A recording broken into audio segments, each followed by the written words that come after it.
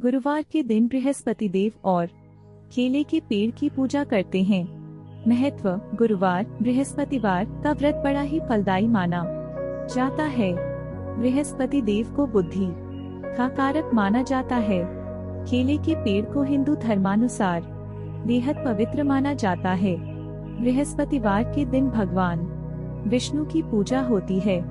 कैसे करें बृहस्पतिवार व्रत पूजन? अग्नि पुराण के अनुसार गुरुवार का व्रत अनुराधा नक्षत्र युक्त गुरुवार से आरंभ करके लगातार 7 गुरुवार करना चाहिए। इस दिन प्रातः उठकर भगवान विष्णु का ध्यान कर व्रत का संकल्प लेना चाहिए। बृहस्पति देव का ध्यान करना चाहिए। इस दिन पीले वस्त्रों, पीले फलों का प्रयोग करना चाहिए। इसके बाद फल, फूल, पीले वस्त्रों से भगवान बृहस्पति देव और विष्णु जी की पूजा करनी चाहिए। पूजा के बाद कथा सुननी चाहिए। प्रसाद के रूप में केले चढ़ाना शुभ माना जाता है, लेकिन इन केलों को दान में ही दे देना चाहिए। शाम के समय बृहस्पतिवार की कथा सुननी चाहिए और मान्यतानुसार इस दिन एक बार बिना नमक का पीला भोजन करना चाहिए। भोजन में चने की दाल का भी प्रयोग किया जा सकता है। बृहस्पतिवार व्रत की पौराणिक व्रत कथा। प्राचीन समय की बात है। एक नगर में एक बड़ा व्यापारी रहता था। वह जहाजों में माल लदवाकर दूसरे देशों में भेजा करता था। वह जिस प्रकार अधिक धन कमाता था, उसी प्रकार जी खोलकर दान भी करता था, परंतु उसकी पत्नी अत्यंत कंजूस थी। वह किसी को एक दमड़ी भी नहीं देने देती थी। एक बार सेठ जब दूसरे देश व्यापार करने गया तो पीछे से बृहस्पति देव ने साधुवेश में उसकी पत्नी से भिक्षा मांगी। व्यापारी की पत्नी बृहस्पति देव से बोली, हे साधु महाराज, मैं इस दान और पुण्य से तंग आ गई हूँ। आप कोई ऐसा उपाय बताएं जिससे मेरा सारा धन नष्ट हो जाए और मैं आराम से रह सकूं। मैं यह धन लुटता हुआ नहीं देख सकती। बृहस्पति देव ने कहा, हे देवी, तुम बड़ी विचित्र हो। संतान और धन से कोई दुखी होता है। अगर अधिक धन है तो इसे शुभ कार्यों में लगाओ, कुंवारी कन्याओं का विवाह कराओ, विद्यालय और बाग बगीचों का निर्माण कराओ। ऐसे पुण्य कार्य करने से तुम्हारा लोक परलोक सार्थक हो सकता है। परंतु साधु की इन बातों से व्यापारी की पत्नी को खुशी नहीं हुई।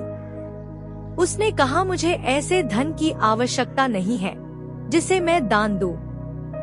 तब बृहस्पति देव बोले, यदि तुम्हारी ऐसी इच्छा है तो तुम एक उपाय करना। 7 बृहस्पतिवार घर को गोबर से लीपना, अपने केशों को पीली मिट्टी से धोना, केशों को धोते समय स्नान करना, व्यापारी से हजामत बनाने को कहना, भोजन में मांस मदिरा खाना, कपड़े अपने घर धोना।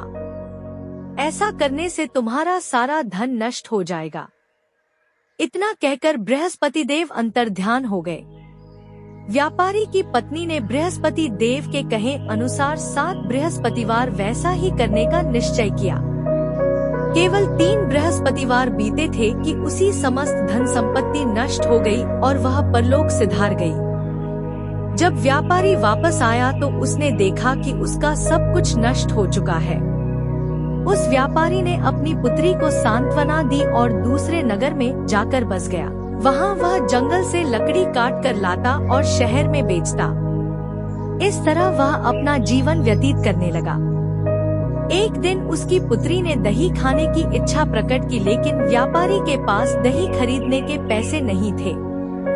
वह अपनी पुत्री को आश्वासन देकर जंगल में लकड़ी काटने चला गया। वहाँ एक वृक्ष के नीचे बैठ अपनी पूर्व दशा पर विचार कर रोने लगा। उस दिन बृहस्पतिवार था। तभी वहाँ बृहस्पति देव साधु के रूप में सेठ के पास आए और बोले, हे मनुष्य, तू इस जंगल में किस चिंता में बैठा है? तब व्यापारी बोला, हे महाराज, आप सब कुछ जानते हैं। इतना कहकर व्यापारी अपनी कहानी सुनाकर रो पड़ा। बृहस्पति देव बोले, देखो बेटा, तुम्हारी पत्नी ने बृहस्पति देव का अपमान किया था, इसी कारण तुम्हारा यह हाल हुआ है। लेकिन अब तुम किसी प्रकार की चिंता मत करो। तुम गुरुवार के दिन बृहस्पति देव का पाठ करो।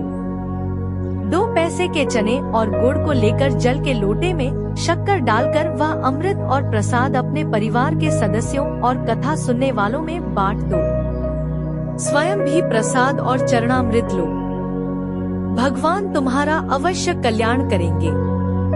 साधु की बात सुनकर व्यापारी बोला, महाराज, मुझे तो इतना भी नहीं बचता कि मैं अपनी पुत्री को दही लाकर दे सकूं। इस पर साधु जी बोले, तुम लकड़ियां शहर में बेचने जाना, तुम्हें लकड़ियों के दाम पहले से चौगुने मिलेंगे, जिससे तुम्हारे सारे कार्य सिद्ध हो जाएंगे। उसने लकड़ियां काटी और शहर में बेचने के लिए चल पड़ा। उसकी लकड़ियां अच्छे दाम में बिक गई, जिससे उसने अपनी पुत्री के लिए दही लिया और गुरुवार की कथा हेतु चना गुड़ लेकर कथा की और प्रसाद बांटकर स्वयं भी खाया। उसी दिन से उसकी सभी कठिनाइयां दूर होने लगी, परंतु अगले बृहस्पतिवार को वह कथा करना भूल गया। अगले दिन वहां के राजा ने एक बड़े यज्ञ का आयोजन कर पूरे नगर के लोगों के लिए भोज का आयोजन किया। राजा की आज्ञा अनुसार पूरा नगर राजा के महल में भोज करने गया, लेकिन व्यापारी व उसकी पुत्री तनिक विलंब से पहुँचे। अतः उन दोनों को राजा ने महल में ले जाकर भोजन कराया। जब वे दोनों लौटकर आए तब रानी ने देखा कि उसका खूंटी पर टंगा हार गायब है। रानी को व्यापारी और उसकी पुत्री पर संदेह हुआ कि उसका हार उन दोनों ने ही चुराया है। राजा की आज्ञा से उन दोनों को कारावास की कोठरी में कैद कर दिया गया। कैद में पड़कर दोनों अत्यंत दुखी हुए। वहां उन्होंने बृहस्पति देवता का स्मरण किया। बृहस्पति देव ने प्रकट होकर व्यापारी को उसकी भूल का आभास कराया और उन्हें सलाह दी कि गुरुवार के दिन कैदखाने के दरवाजे पर तुम्हें 2 पैसे मिलेंगे, उनसे तुम चने और मुनक्का मंगवाकर विधि पूर्वक बृहस्पति देवता का पूजन करना, तुम्हारे सब दुख दूर हो जाएंगे। बृहस्पतिवार को कैद खाने के द्वार पर उन्हें 2 पैसे मिले। बाहर सड़क पर एक स्त्री जा रही थी। व्यापारी ने उसे बुलाकर गुड़ और चने लाने को कहा। इस पर वह स्त्री बोली, मैं अपनी बहू के लिए गहने लेने जा रही हूँ, मेरे पास समय नहीं है। इतना कहकर वह चली गई। थोड़ी देर बाद वहाँ से एक और स्त्री निकली। व्यापारी ने उसे बुलाकर कहा कि हे बहन, मुझे बृहस्पतिवार की कथा करनी है, तुम मुझे 2 पैसे का गुड़चना ला दो। बृहस्पति देव का नाम सुनकर वह स्त्री बोली, भाई, मैं तुम्हें अभी गुड़चना लाकर देती हूँ। मेरा इकलौता पुत्र मर गया है, मैं उसके लिए कफन लेने जा रही थी, लेकिन मैं पहले तुम्हारा काम करूँगी, उसके बाद अपने पुत्र के लिए कफन लाऊंगी। वह स्त्री बाजार से व्यापारी के लिए गुड़चना ले आई और स्वयं भी बृहस्पति देव की कथा सुनी। कथा के समाप्त होने पर वह स्त्री कफन लेकर अपने घर गई। घर पर लोग उसके पुत्र की लाश को राम नाम सत्य है कहते हुए श्मशान ले जाने की तैयारी कर रहे थे। स्त्री बोली, मुझे अपने लड़के का मुख देख लेने दो। अपने पुत्र का मुख देखकर उस स्त्री ने उसके मुंह में प्रसाद और चरणामृत डाला।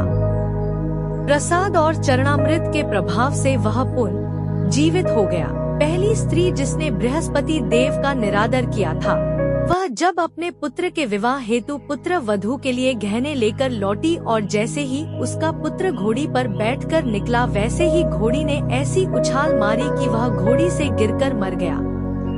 यह देख स्त्री रो रो कर बृहस्पति देव से क्षमा याचना करने लगी। उस स्त्री की याचना से बृहस्पति देव साधु वेश में वहां पहुंचकर कहने लगे, देवी, तुम्हें अधिक विलाप करने की आवश्यकता नहीं है। यह बृहस्पति देव का अनादर करने के कारण हुआ है। तुम वापस जाकर मेरे भक्त से क्षमा मांगकर कथा सुनो, तभी तुम्हारी मनोकामना पूर्ण होगी। जेल में जाकर उस स्त्री ने व्यापारी से माफी मांगी और कथा सुनी। कथा के उपरांत वह प्रसाद और चरणामृत लेकर अपने घर वापस गई। घर आकर उसने चरणामृत अपने मृत पुत्र के मुख में डाला। चरणामृत के प्रभाव से उसका पुत्र भी जीवित हो उठा।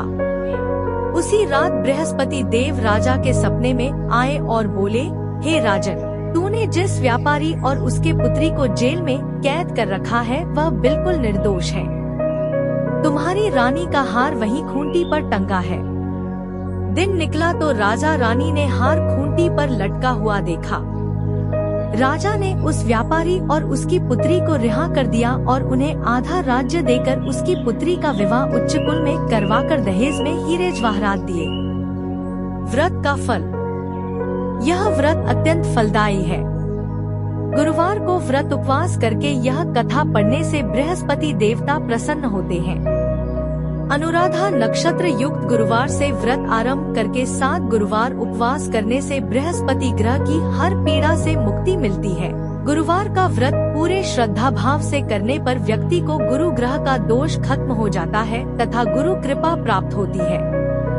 इन दिन व्रत करने से व्यक्ति को सारे सुखों की प्राप्ति होती है। आरती। जय बृहस्पति देवा, जय बृहस्पति देवा, जय बृहस्पति देवा। छिन छिन भोग लगाऊं, कदली फल मेवा। जय बृहस्पति देवा। तुम पूर्ण परमात्मा, तुम अंतर्यामी। जगत पिता जगदीश्वर, तुम सबके स्वामी। जय बृहस्पति देवा। चरणामृत निज निर्मल, सब पातक हरता। सकल मनोरथ दायक, कृपा करो भरता। जय बृहस्पति देवा। तन मन धन अर्पण कर जो जन शरण पड़े, प्रभु प्रकट तब होकर आकर द्वार खड़े। जय बृहस्पति देवा। दीन दयाल दयानिधि, भक्तन हितकारी। पाप दोष सब हरता, भव बंधन हारे। जय बृहस्पति देवा। सकल मनोरथ दायक, सब संशय तारो। विषय विकार मिटाओ, संतन सुखकारी। जय बृहस्पति देवा।